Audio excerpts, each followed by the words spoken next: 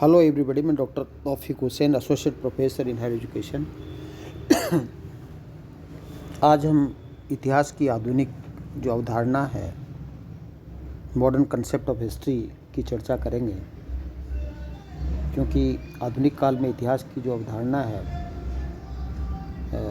उसका जो प्रदृश्य है वो बदलता हुआ प्रतीत होता है। आधुनिक काल में इतिहास की अवधारणा को समझने से पहले हमें यह समझना ज़रूरी है कि आधुनिकता से हमारा क्या तात्पर्य है। आधुनिकता से तात्पर्य किसी भी चीज़ में साइंटिफिक टेम्पर हो और विवेक हो, ये जो मूल तत्व जिन दो विचारधारा में हो उसे हम आधुनिकता कहते हैं। तो 19वीं शताब्दी में या हम आधुनिक काल में कहें तो इतिहास को एक आधुनिक जो आधार है, एक वैज्ञानिक जो आधार है वो देने की है, वो चेष्टा वो की गई। और 19वीं शताब्दी में जो इतिहास को जो आधुनिक जो आधार देने की जो चेष्टा की गई, उसमें जर्मनी के जो रांके है उसका महत्वपूर्ण स्थान माना जाता है। जर्मनी के जो रांके उन्होंने 19वीं शताब्दी में ये विचारधारा प्रस्तुत की कि इतिहासकार से यही अपेक्षित है कि वह जो अतीत में जैसा है वैसा ही उसको प्रदर्शित करे। तो रांके का इतिहास के संदर्भ में जो दृष्टिकोण था वो अत्यंत ही वस्तुनिष्ठ था, और एक तरह से हम ये कह सकते हैं कि आधुनिक स्रोत पर आधारित इतिहास के जो संस्थापक है वो रांके को माना जा सकता है। तो क्योंकि रांके ये मानता था कि every period of history is unique, इतिहास का जो प्रत्येक काल है वो यूनिक होता है, और every age is next to God. तो ये रांके का मानना था। तो रांके ने है वो इतिहास को है वो जो एक तरह से है वो वैज्ञानिक जो आधार है वो प्रदान करने की चेष्टा की कि जो तथ्य हैं उन तथ्यों को जो का त्यों है वो प्रस्तुत करना चाहिए।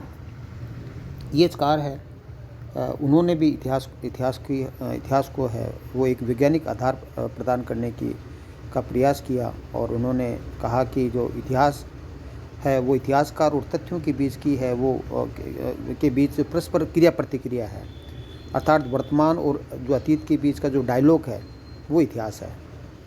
तो एक तरह से ये कह सकते हैं कि इतिहास एकाकी व्यक्ति और अमूर्त के बीच है वो संवाद, एक तरह से संवाद डायलॉग नहीं है, अपितु मौजूदा समाज और बीते हुए समाज के बीच का एक संवाद है। ये इस कार का है वो मानना था। तो इस तरह से हम कह सकते हैं कि ये इस कार ने है वो वर्तमान के प्रकाश में वो अतीत को समझने का प्रयास किया, और उनका ये मानना था कि वर्तमान के प्रकाश में है वो ही अतीत को समझा जा सकता है।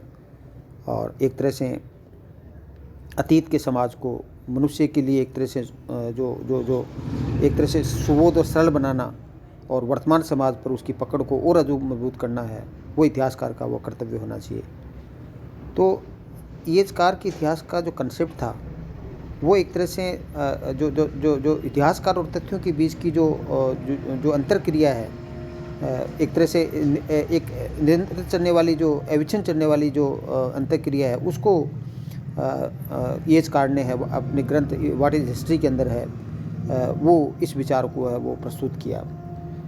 तो एक तरह से क्या है कि ये कार तो यहाँ तक कहते हैं कि जो तथ्य हैं वो एक तरह से मुख होते हैं, वो बोलते नहीं हैं, अपितु इतिहासकार उसको बुलाता है। तो तथ्यों के बारे में उनकी ये धारणा थी कि इतिहास जो तथ्य हैं वो एक बोरी की तरह होते हैं, और जब उनमें कुछ भर दिया जाता है तब वो खड़े होते हैं, अर्थात जब तक उसमें कुछ भरा नहीं जाता था इतिहासकार अपनी जो एक तरह से विचार नहीं भर देता तब तक है वो एक तरह से है वो तथ्य है वो तथ्य ही रहते हैं। तो तथ्य को बुलाने का जो कार्य है वो एक तरह से है वो इतिहासकार करता है, अर्थात इतिहास ये कार्य है वो तथ्यों के स्थान पर है वो इतिहासकार को वो ज़्यादा महत्व देते हैं, और इतिहास को है वो पास्ट और जो प्रेजेंट है उसको है वो ये कार्य कहते हैं कि पास्ट और प्रेजेंट को वो सेपरेट नहीं किया जा सकता। तो इस तरह से हम ये कहते हैं कि इतिहास को एक वैज्ञानिक आधार प्रदान करने का जो प्रयास है वो 19वीं शताब्दी के अंदर है वो किया जाता है। तो एक इतिहासकारों का एक ग्रुप है जो ये कहता है कि इतिहास है वो विज्ञान नहीं है, हिस्ट्री इज़ नॉट साइंस। जिसमें वी के कोनेट है, क्रोचे है, जो शोपेनहावर है और वाल्स है। आज कुछ इतिहासकार ये मानते हैं कि इतिहास है वो विज्ञान नहीं है, इट इज़ नॉट साइंस। तो इनके पीछे ये तर्क वो ये देते हैं कि इतिहास में एक तरह से जो मानवीय कार्य है और जो व्यवहार है मनुष्य का, उसका अध्ययन होता है, जबकि विज्ञान के अंदर है वो प्रकृति है या मैटर है, उसका अध्ययन होता है। इसलिए इतिहास है वो विज्ञान नहीं है। और इसके अलावा ये जो इतिहास को विज्ञान नहीं मानने वाले इतिहासकार ये तर्क देते हैं कि विज्ञान में है, विज्ञान के जो निष्कर्ष हैं वो सार्वभौमिक है, वो एक तरह से होते हैं। अर्थात एक सिद्धांत है, गुरुत्वाकर्षण का सिद्धांत है, वो यहाँ भी लागू होगा, अमेरिका में भी लागू होगा, जापान में भी लागू होगा। मतलब विज्ञान के जो प्रिंसिपल्स हैं वो एक तरह से क्या है कि यूनिवर्सल होते हैं। जिस तरह से H2 है, H2 जल है, तो जल के अंदर एक अणु ऑक्सीजन, 2 अणु है जो हाइड्रोजन है, इनसे मिलकर के वो जल बनता है, तो ये हर जगह लागू होगा। तो एक तरह से कह सकते हैं कि ये इतिहासकार, इनका मानना, जो इतिहास को विज्ञान नहीं मानते, मानते हैं कि एक तरह से इतिहास में सार्वभौमिकता नहीं होती है, जबकि जो इतिहास है उसके विषय में कहते हैं कि हर समाज के अंदर अलग अलग नियम होते हैं, उसको हम जनरलाइज नहीं कर सकते हैं। तो जो जो जो एक तरह से इतिहास के अंदर ये कहते हैं कि सार्वभौमिकता वो नहीं निकाला जा सकता। इसी तरह से एक तरह से जो इतिहास को विज्ञान नहीं मानने वाले इतिहासकार कहते हैं कि विज्ञान की तरह इतिहास में वो सामान्यकरण है वो नहीं किया जा सकता, जनरलाइजेशन नहीं किया जा सकता। इतिहास में वो भविष्यवाणी नहीं की जा सकती। जैसे फ्रांस की क्रांति के जैसे कारण है या प्रथम विश्व युद्ध के कारण अब यदि वापस पैदा कर दिए जाएं तो ज़रूरी नहीं है कि प्रथम विश्व युद्ध दोबारा हो। या इतिहास का जो अध्ययन है वो विज्ञान की भांति वो क्रमबद्ध क्रोनोलॉजी ऑर्डर के अंदर भी नहीं होता, किसी भी घटना को कहीं से भी अध्ययन कर सकते हैं। और इतिहास के विज्ञान नहीं मानने वाले इतिहासकार ये भी एक तरह से आरोप लगाते हैं कि विज्ञान के अंदर है वो सामान्य तथ्यों का अध्ययन किया जाता है, जबकि इतिहास के अंदर है वो विशिष्ट तथ्यों का अध्ययन किया जाता है। तो इसके अलावा ये भी कहा जाता है कि इतिहास है उसमें जो वस्तुनिष्ठ, विज्ञान में वस्तुनिष्ठता है, एक वस्तुनिष्ठता है होता है, जबकि इतिहास में व्यक्तिनिष्ठ होता है। क्योंकि यदि अकबर के बारे में, बाबर के विषय के अंदर यदि कोई आप अध्ययन करना चाहें तो अलग अलग इतिहासकार है वो उसको अलग अलग ढंग से प्रस्तुत करेगा, जबकि विज्ञान की हर घटना को है वो एक ही प्रकार से प्रस्तुत किया जाएगा। 2 और 2 4 होते हैं, हर जो गणितज्ञ है उसको 2 और 2 4 है वो प्रस्तुत करेगा। तो इस तरह से क्या है कि इतिहासकारों का एक जो ग्रुप है जिसमें कोनेट है, क्रोचे है, जो शोपेनहावर है और वाल्स जैसे इतिहासकार हैं, वो इतिहास को है वो विज्ञान की श्रेणी में नहीं रखते हैं और इसके लिए वो कई तर्क देते हैं। लेकिन जो इसके विपरीत जो कुछ इतिहासकार हैं वो इतिहास को है वो विज्ञान की श्रेणी के अंदर रखते हैं, हिस्ट्री को साइंस मानते हैं, जिसमें J.B. ब्यूरी है, डिल्थे है, सीले है, कोलिंगवुड है जैसे इतिहासकार हैं। उनका मानना है कि इतिहास है वो विज्ञान है। और इसके पीछे वो ये तर्क देते हैं क्योंकि सबसे पहले J.B. ब्यूरी है, उन्होंने 1903 के अंदर है जो कैम्ब्रिज विश्वविद्यालय उसमें अपने एक भाषण देते हुए है इस बात को प्रस्तुत किया कि history science no less no more, इतिहास जो साइंस है न कम और न अधिक है। ये एक प्रसिद्ध एक तरह से कोटेशन है J.B. ब्यूरी का, जिसको आपको ध्यान में रखना चाहिए कि history science no less no more, कि इतिहास विज्ञान है न कम न अधिक है। तो इसके पीछे है, इतिहास को विज्ञान मानने के पीछे ब्यूरी ने ये तर्क दिया कि इतिहास में है वो वैज्ञानिक विधि से अध्ययन है, वो इतिहास का अध्ययन है वो वैज्ञानिक विधि से किया जाता है। जिस प्रकार प्राकृतिक विज्ञान के अंदर है जिन विधियों का इस्तेमाल किया जाता है उसका इस्तेमाल है वो इतिहास के अंदर भी किया जाता है। तो इस आधार पर हम कह सकते हैं कि इतिहास विज्ञान है। सिले भी कहता है कि इतिहास विज्ञान, जो एक तरह से सिले ये कहता है कि इतिहास है वो एक तरह से जो कहना चाहिए कि साहित्य नहीं है, विज्ञान है। तो 19वीं शताब्दी के अंदर जैसे मैंने आपको बताया कि इतिहास को कि एक वैज्ञानिक धरातल पर है वो प्रस्तुत करने का वो प्रयास किया गया, क्योंकि इन इतिहासकारों ने जो ब्यूरी वगैरह, डिल्थे, शिले और कोलिंगवुड जैसे इतिहासकारों ने इस बात को प्रस्तुत किया कि इतिहास में भी है वो विज्ञान की तरह सामान्यीकरण किया जा सकता है। और जैसे J.B. ब्यूरी ने इसका उदाहरण दिया कि जिस प्रकार इतिहास के अंदर भी जैसे विज्ञान के अंदर विभिन्न घटनाओं का सामान्यीकरण संभव हो, उसी प्रकार इतिहास में भी संभव। और उन्होंने ये तर्क दिया कि जिस प्रकार इतिहास की विभिन्न घटनाएं हैं वो देश काल और परिस्थिति के कारण से वो भिन्नता लिए होती हैं, लेकिन उन उन अलग अलग परिस्थितियों के होने के पश्चात कुछ तत्व होते हैं वो उनमें सब में सामान्य होते हैं। जैसे हम फ्रांस की क्रांति कि 1789 की फ्रांस की क्रांति या 1830 की फ्रांस की क्रांति, 1848 की फ्रांस की क्रांति की बात करें, या 1917 की रशियन रिवोल्यूशन या चीन की 1911 की क्रांति की बात करें, तो इन क्रांति है उनकी अलग अलग परिस्थितियाँ थी, अलग अलग देश काल के अलग अलग समय में घटित हुई, लेकिन इनमें कुछ तत्व ऐसे थे जो सभी क्रांतियों के अंदर समान थे। कुछ असंतोष था जो जो जो सभी असंतोष सभी क्रांतियों में उस असंतोष का कारण था वो समान था। इस तरह से हम कह सकते हैं कि इतिहास के अंदर भी हम सामान्यीकरण वो कर सकते हैं। तो एक तरह से क्या है कि जैसे इतिहास को विज्ञान न मानने वाले इतिहासकार ये कहते हैं कि इतिहास से कोई सबक नहीं सीखा जा सकता, जबकि विज्ञान से सबक सीखा जा सकता है। जबकि इतिहास को विज्ञान मानने वाले इतिहासकार ये कहते हैं कि इतिहास भी सबक सिखाता है। जैसे विज्ञान हमें सबक सिखाता है उसी तरह से इतिहास भी सबक सिखाता है। और एक तरह से इतिहास के अंदर भी क्या है कि वर्तमान के संदर्भ में वो अतीत का अध्ययन किया जाता है। और जैसे उन्होंने विश्व इतिहास के संदर्भ में फ्रैंकफर्ट संधि का उदाहरण दिया कि उस फ्रैंकफर्ट संधि में किस प्रकार जो फ्रांस के जो अल्सेस लॉरेंस के जो प्रदेश है वो जर्मनी ने ले लिए थे और उसका बदला वो फ्रांस भूल नहीं सकता है। और वर्साई की संधि के अंदर किस प्रकार उसका प्रतिशोध लेने के लिए वो वर्साई की जो संधि है वो लाद दी जाती है। तो इस तरह से क्या है कि एक तरह से इतिहास से भी हमें सबक मिलता है। और इतिहास के अंदर भी क्या है कि जैसे इतिहास को विज्ञान मानने वाले इतिहासकार ये कहते हैं कि इतिहास में भविष्यवाणी नहीं की जा सकती, ऐसा, जबकि इतिहास को विज्ञान मानने वाले इतिहासकार कहते हैं कि हाँ, इतिहास के अंदर भी साइंस की तरह भविष्यवाणी संभव है, क्योंकि एक तरह से क्या है कि जो विज्ञान के अंदर जो प्राकृतिक वस्तुओं का अध्ययन किया जाता है और एक तरह से इतिहास के अंदर मानवीय क्रियाकलापों का अध्ययन किया जाता है। तो इतिहास के अंदर क्या है कि भविष्यवाणी की जा सकती है और इतिहास में भविष्यवाणी के उदाहरण मिलते हैं। क्योंकि मार्शल ने जो प्रथम विश्व युद्ध हुआ था, मार्शल फोच, उसने ये कहा था कि वर्साई की संधि के विषय में कहा था कि ये 20 वर्षों के लिए विराम संधि है और उसकी भविष्यवाणी सही साबित होती है और 1939 के अंदर द्वितीय विश्व युद्ध हो जाता है। तो वर्साई की संधि 20 वर्ष के लिए विराम संधि थी, उसकी भविष्यवाणी है वो एक प्रकार से है, वो विज्ञान की तरह है, वो इतिहास के अंदर भी भविष्यवाणी संभव है। इसके आधार पर है एक तरह से इतिहास को है 19वीं शताब्दी में है वो वैज्ञानिक धरातल पर है वो रखने का प्रयास किया गया। तो इतिहास है वो भी क्या है कि विज्ञान की तरह है, वो एक तरह से साक्ष्यों की कसौटी पर चलता है, क्योंकि बिना साक्ष्यों के है वो इतिहास का कोई महत्व नहीं है। इतिहास में क्रमबद्धता है और घटनाओं के में भी क्रमबद्धता दिखाई देती है, क्योंकि एक घटना दूसरी घटना को वो जन्म देती है।